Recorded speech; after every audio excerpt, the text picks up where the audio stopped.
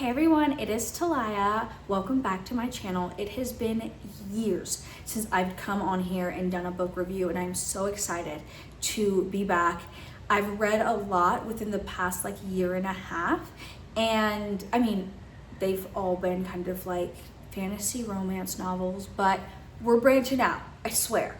But I wanted to come on here and do a book review on Paine for the holidays, and I had to get on here and talk about it. I read this book within I think 2 days maybe. It was super enjoyable, and we're at the end of August right now, but the holidays are quickly approaching, and this was definitely a book I would recommend if you like fantasy romance. Put this in your December reads. You're going to absolutely love it. The book takes place the week of Christmas. I think it's Christmas Eve on the very first chapter, but it is just so descriptive with Christmas time and outside, and even just the main characters. It's just very well done, and it was so cozy, and I was just I missed Christmas time when I read this. It was so exciting. But another thing I want to point out, this is by TB, I think Wiese, I don't know how to pronounce the last name, but it was a book recommended to me on TikTok.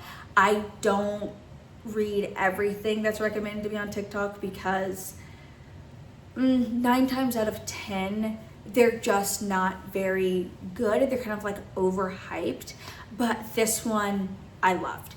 It was kind of more so paced like a fan fiction, if that makes sense. And I don't have anything wrong with that, or I don't find anything wrong with that. I actually love that. I love when I can get through a book pretty quickly. I wish this wasn't a standalone. I think I enjoyed the characters enough to where I would read a trilogy of these characters, honestly. I think the pacing was very well done until the end. That is my one gripe about this book. I don't love when intimate scenes happen at the very end of a book, just because it feels very lackluster right after the fact to just be yeah, and happily ever after. I don't know. For me, I don't love that. I'm not the type of person who needs a spicy scene in a book, and I'm not the type of person who hates spicy scenes.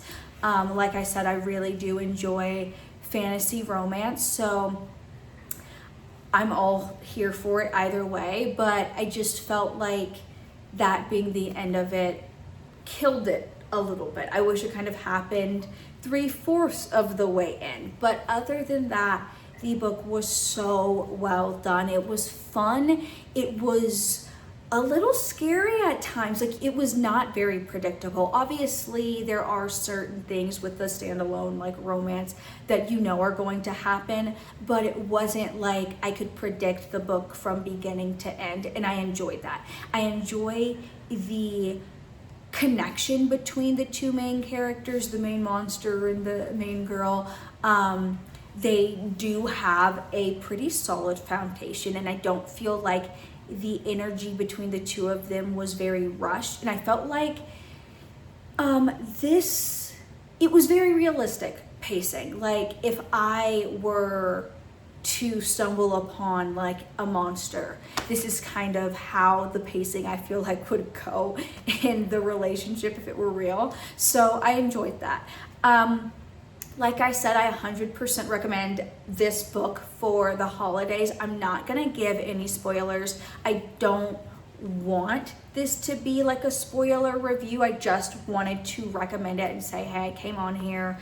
I'm going to give it a 4 to 5 stars. If you like monster romances that are just 200 pages, I believe it's 187 pages or something like that.